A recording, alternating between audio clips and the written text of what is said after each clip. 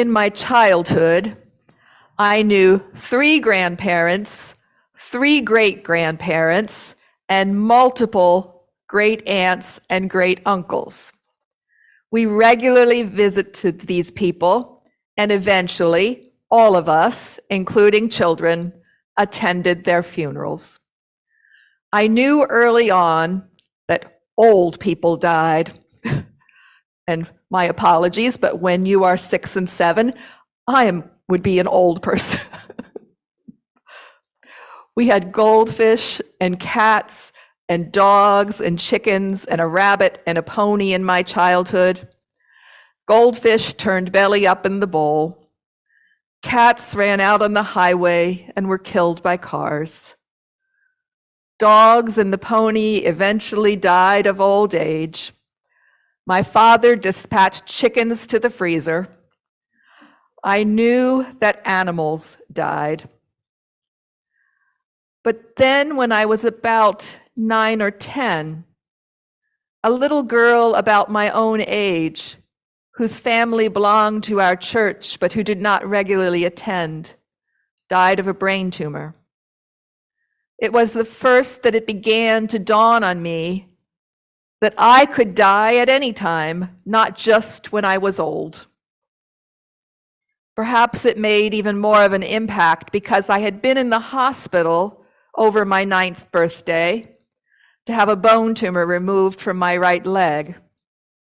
I didn't really understand words like benign and malignant, but I knew my parents were worried. They did not know my tumor was benign until it had been removed and biopsied. A new concept began to take shape in my child brain. Anyone could die. Everyone would die. Speed forward 11 years or so, and I am in my first year of seminary studying for the ministry. I am going to school and working as an assistant to a hospital chaplain at a general hospital. There are only the 2 of us to serve the whole hospital, so the chaplain asks that I concentrate on the cancer and cardiac patients. It is 1981. These are the patients most likely to die. Many of them do. One morning in that year, I wake up with a strange but strong premonition. This is the day that I will die. I can tell myself it's just because I've been around so much death. I'm making this up. But the feeling's so strong. I begin to think, if this is the day I am to die, what should I do? I begin to think, I could drive home to Pennsylvania and tell my family I love them, but I've been there recently and I've told them I love them. I can stay in bed for the day, but one can die in bed as well as anywhere else. Finally, I decided to do what I would normally do on this day. I get up, get ready, go to work. I obviously do not die. But I learned something.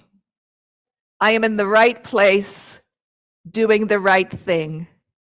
Even if I know I will die today, the things I would normally do are the things I will do. It's reassuring knowledge. A couple years later, I have graduated. My parents are accompanying me to my new home, a United Methodist parsonage in Weatherly, Pennsylvania. As we pull up to the side door, I can hear the phone ringing. I run in and answer. It is the wife of the previous minister. There's been a death in the congregation. Do I need the minister to return to officiate, or can I take the funeral? I tell her that I will take the funeral. I have 3 funerals in my first month of my first ministry. My sister says, "You must have an awfully sickly congregation." I say, Connie, the youngest of the three of them was 86. I learned to sit and listen to family of those who have died. I begin to learn not just about death, but also about loss and mourning. One congregant had lost her baby girl a year earlier to a heart defect. She has not touched a thing in the nursery. I do not know how to help her. It is appropriate to mourn, but she is allowing this loss to devastate her life. I am a 24-year-old newly minted pastor who does not know what to do.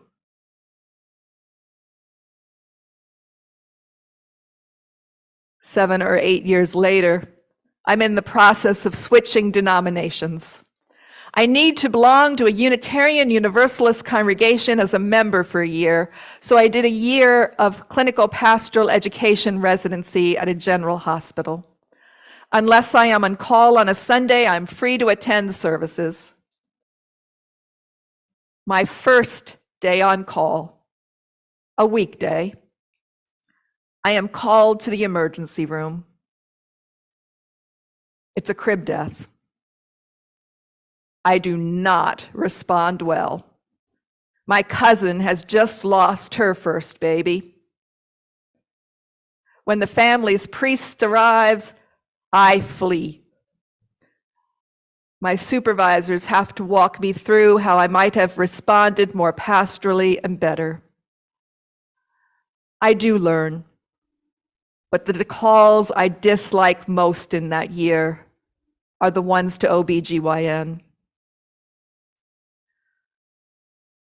I can see healing, though, even in attending those deaths.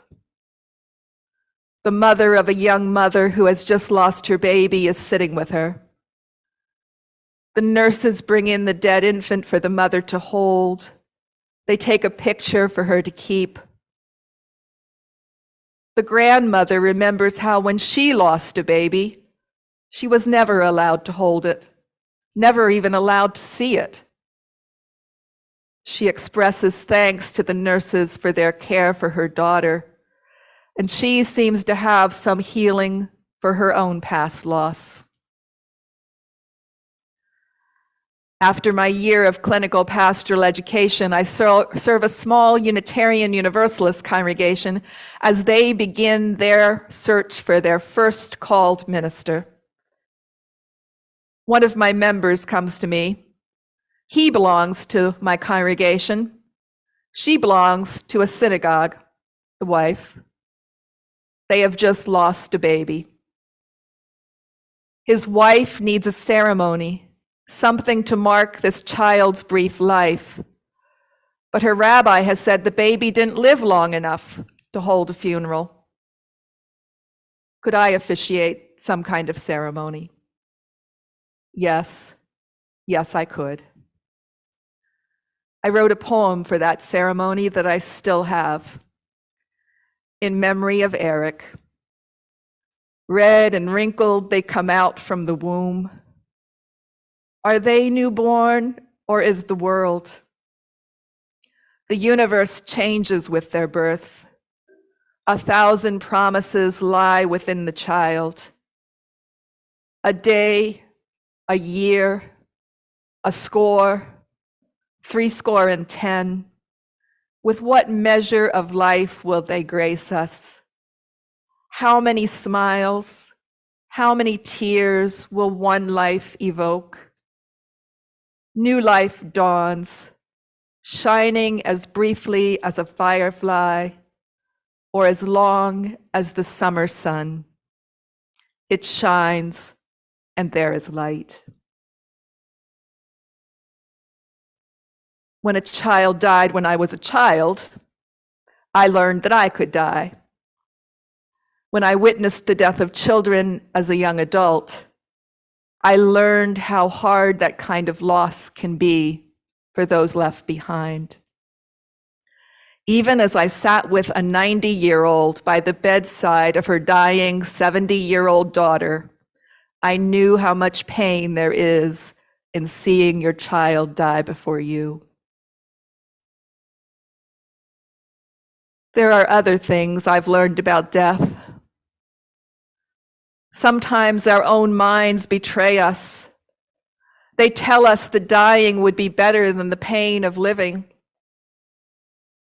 Back when I was doing that residency year of clinical pastoral education, I had 2 units on which I concentrated my work. One of those units was the psychiatric ward. One of the rules of chaplaincy is that you work with a patient from within their own faith tradition. You don't try to convince them of yours. But what does one say to the person who says, "Heaven is a beautiful place. I just want to go there and be done with this world of pain"? You know it's part of the depression, the illness that makes the person feel that way. But somehow it also seems that their religious beliefs are pushing them closer to suicide rather than away from it. In one congregation I visited several times with a member who was in and out of mental hospitals for his severe depression. Often I visited him along with his mother. I knew that her greatest fear was that she would eventually lose him. I was at General Assembly, our denominational annual meeting, when I received the call. He was gone, jumped from a bridge. I returned home early. Years later, my now ex-son-in-law's father also jumped from a bridge.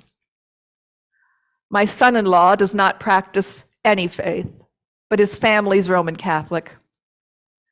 My grandsons were little, and I went along to the funeral in case they got too restless and needed to be taken out of the service. I was also a bit worried about a Catholic service for a suicide victim, but it was fine.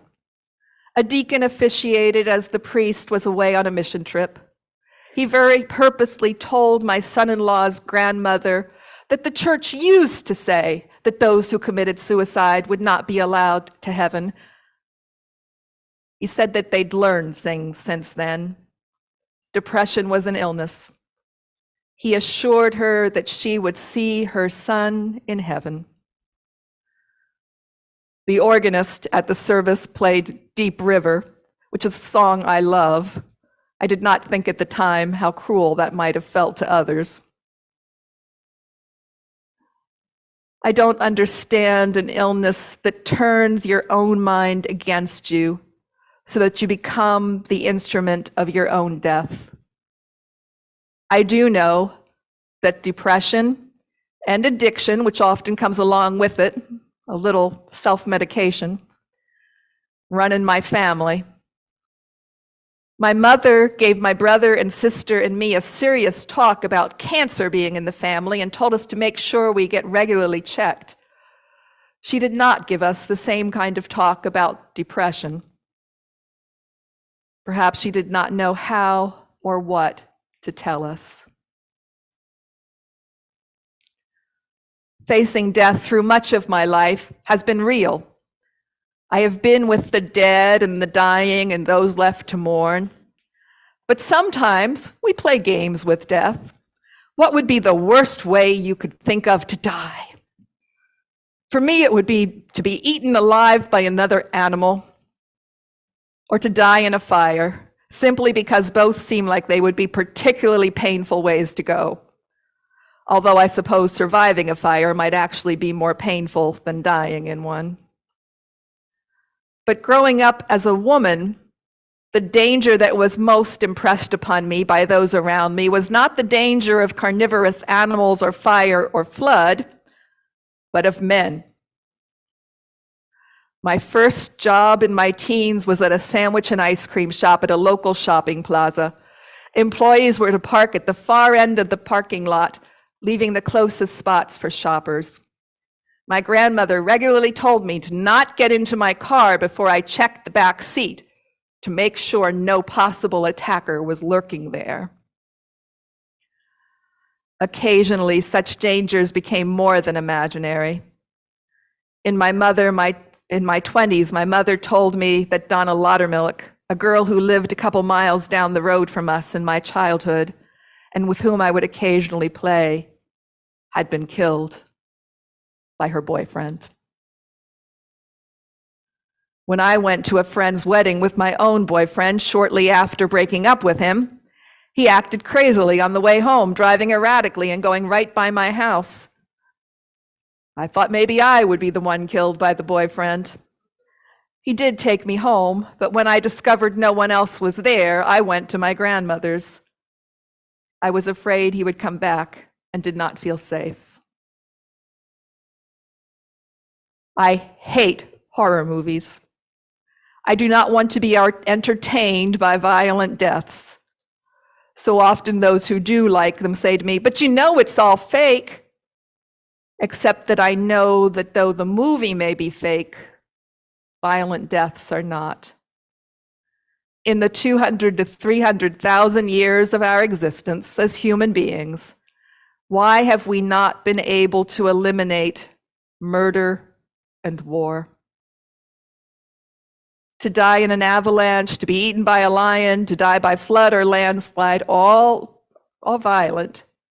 But why do some of us die by the hands of others of us? That seems particularly cruel. On the Buddhist website Lion's Roar, it says that Maranasati, also known as mindfulness of death or death awareness, is a Buddhist meditation practice in which one aims to keep death in the forefront of thought. Such contemplation of death awakens us to the present moment, fostering a greater appreciation for life itself. I hope that that is what I have been about as I reflect with you on death in this sermon today. May our contemplation of death awaken our compassion for ourselves and for others. Unitarian Universalist minister Mark Morrison Reed wrote, "We are all dying, our lives always moving toward completion. We need to learn to live with death and to understand that death is not the worst of all events. We need to fear not death, but life, empty lives, loveless lives, lives that do not build upon the gifts that each of us has been given, lives that are like living deaths, lives which we never take the time to savor and appreciate, lives in which we never pause to breathe deeply. What we need to fear is not death, but squandering the lives we have been miraculously given. So let me die laughing, savoring one of life's crazy moments. Let me die holding the hand of one I love and recalling that I tried to love and was loved in return. Let me die remembering that life has been good and that I did what I could. But today, just remind me that I am dying so that I can live, savor, and love with all my heart."